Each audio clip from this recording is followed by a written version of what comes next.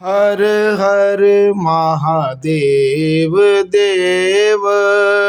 धर्म प्रेमी बंधुओं, श्री शिव महापुराण रुद्र संहिता कुमार खंड के आज तृतीय अध्याय में महर्षि विश्वामित्र द्वारा बालक स्कंद का संस्कार संपन्न करना, बालक स्कंद द्वारा कौच पर्वत का भेदन, इंद्र द्वारा बालक पर वज्र प्रहार, शाख विशाख आदि का उत्पन्न होना, कार्तिकेय का सन्मुख होकर 6 कृतिकाओं का दुग्धपान करने की कथा आप सब सुनेंगे। नारद जी बोले, हे देवदेव, हे प्रजानाथ, हे ब्रह्मन, हे सृष्टिकर्ता प्रभु, इसके बाद वहाँ क्या हुआ, इसे आप कृपा कर बताइए।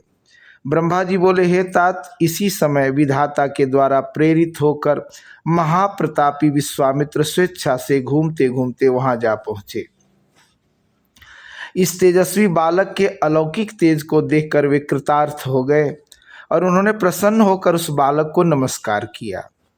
उस बालक के प्रभाव को जानने वाले महर्षि विश्वामित्र ने प्रसन्नचित्त हो विधि प्रेरित वाणी से उस बालक की स्तुति की। महान लीला करने वाला वह बालक अत्यंत प्रसन्न हुआ और अद्भुत हास्य करता हुआ विश्वामित्र से बोला।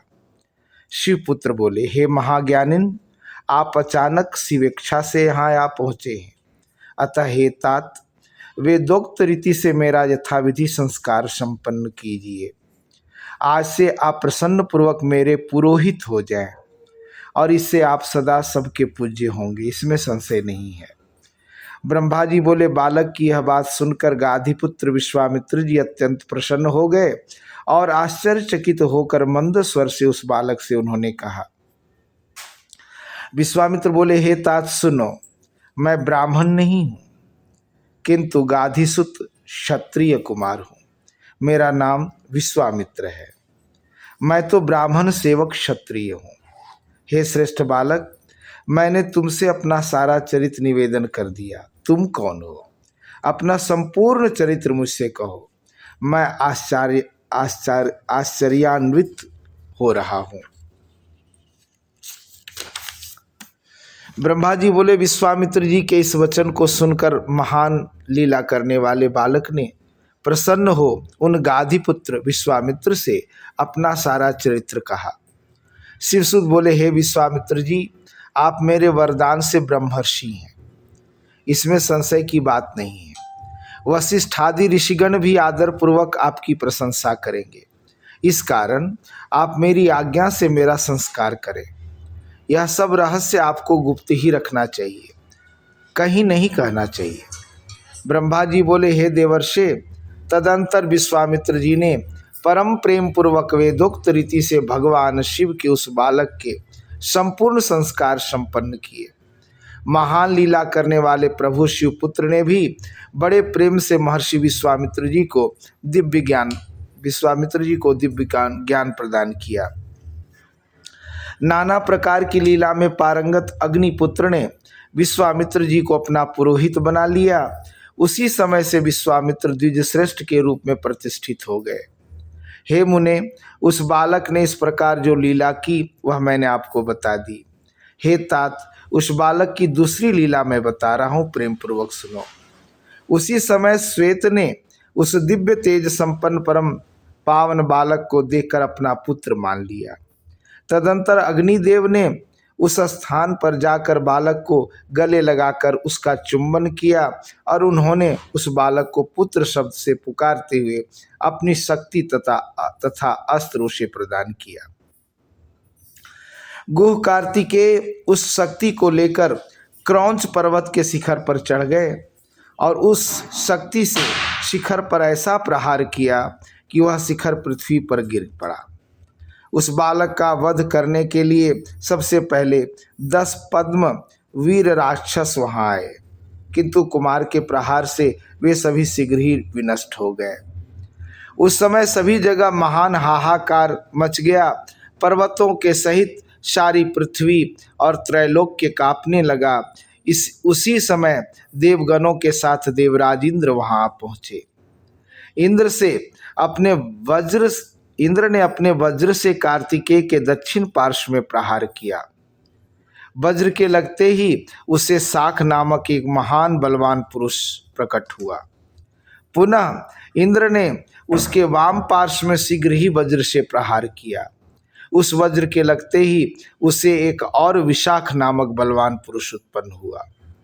फिर इंद्र ने वज्र से उसके हृदय में प्रहार किया, जिससे उसी के समान बलवान नैगम नामक एक पुरुष प्रकट हुआ। तब स्कंद, शाख, विशाख और नैगम ये चारों महाबल संपन्न महावीर इंद्र को मारने के लिए बड़ी शीघ्रता से दौड़ पड़े। यह देखकर वे इंद्र उनकी शरण में गए। हे मुने, देवगणों के सहित इंद्र उनसे भयभीत हो उठे और वे विस्मित हो उस स्थान से अपने लोक चले गए, किंतु उन्हें भी पराक्रम के रहस्य का ज्ञान नहीं हुआ।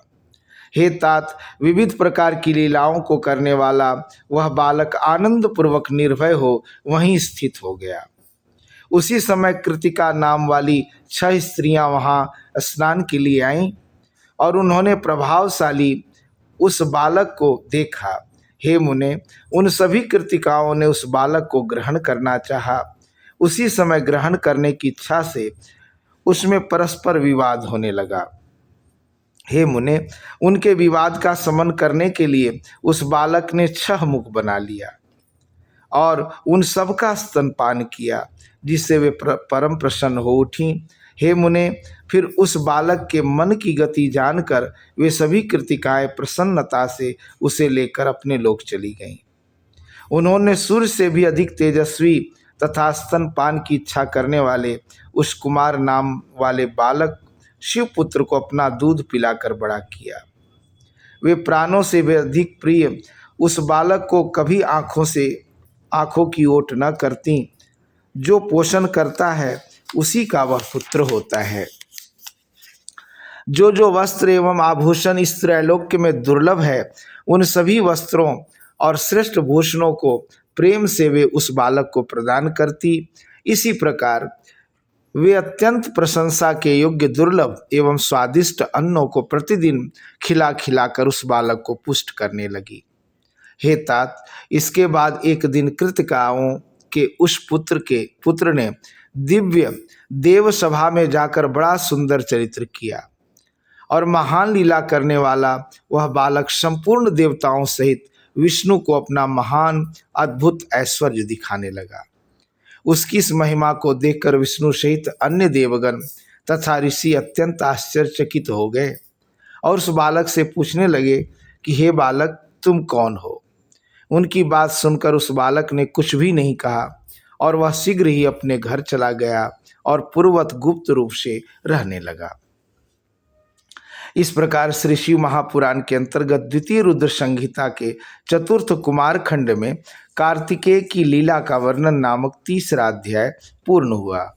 हर हर महादेव देव। तो ये था रुद्र संहिता कुमार खंड का 3रा अध्याय। कल 4th अध्याय में आप सब सुनेंगे पार्वती के कहने पर शिव द्वारा देवताओं तथा कर्म साक्षी धर्मादिकों से कार्तिकेय के विषय में जिज्ञासा करना और अपने गणों को कृतिकाओं के पास भेजना, नंदिकेश्वर तथा कार्तिकेय का वार्तालाप, कार्तिकेय का कैलाश के लिए प्रस्थान की कथा। आज के लिए इतना ही। धन्यवाद।